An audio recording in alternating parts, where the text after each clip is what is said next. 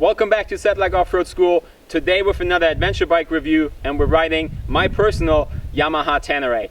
It's Yamaha's midweight adventure bike, and I've been riding this bike the last couple of weeks. We're about to do some upgrades, but today we're going to shake it down in full stock form and give you our feedback on how it performs off-road. The Yamaha Tenere has been on the market for a couple of years now, so there are plenty of reviews out there that look at the bike in general and present all the little details.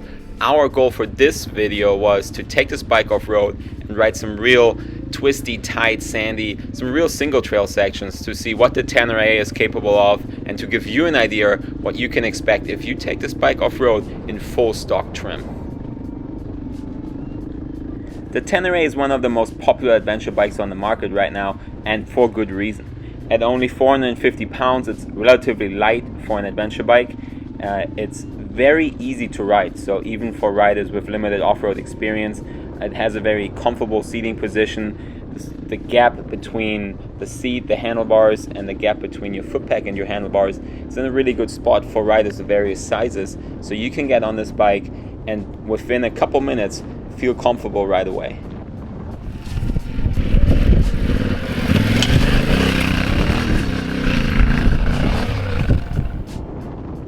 So as I mentioned in the beginning of the video, this is my personal bike, and I just wanted to give you a little bit of background of why I chose the Tenere as my personal adventure bike. And over the last couple of years, I've ridden a lot of different ADV bikes and most of the bikes that are currently on the market, and I always really enjoyed riding the Yamaha.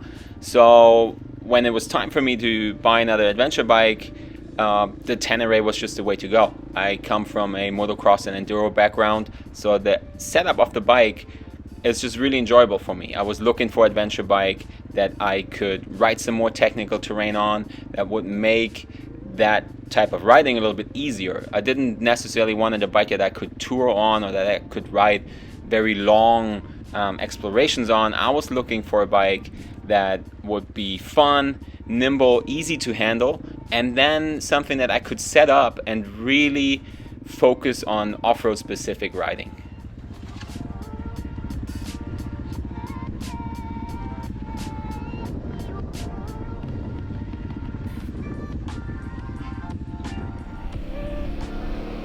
So with the Tenere, I found a bike that fit that purpose.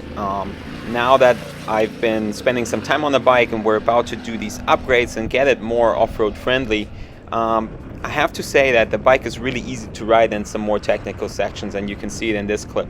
At 75 horsepower, it's not the most powerful adventure bike, but it's a very usable power. It has a very smooth power delivery.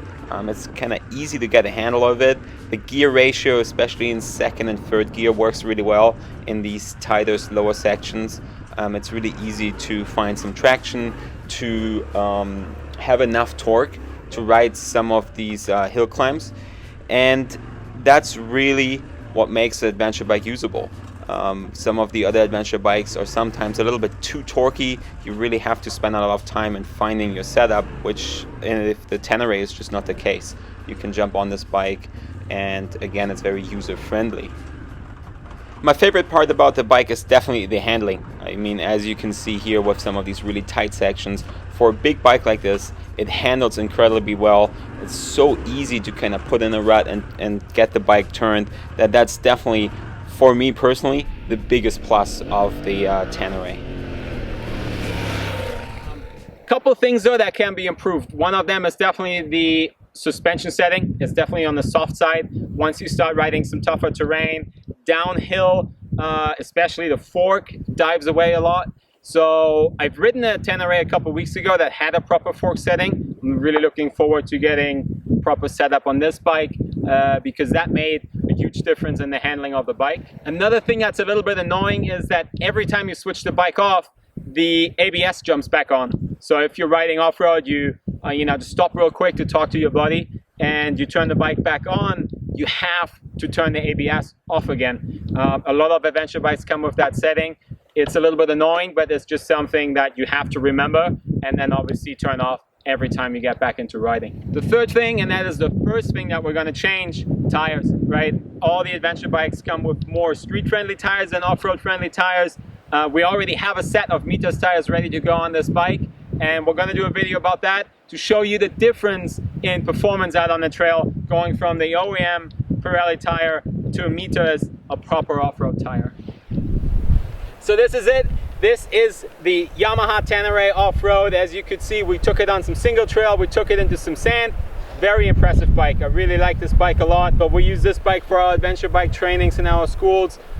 Now we're really gonna start to make some upgrades, take you guys along, right? Like with every upgrade we make, we're gonna make another video to kind of see where we're taking, what direction we're taking, and what influence that has on the overall performance on the Tenere.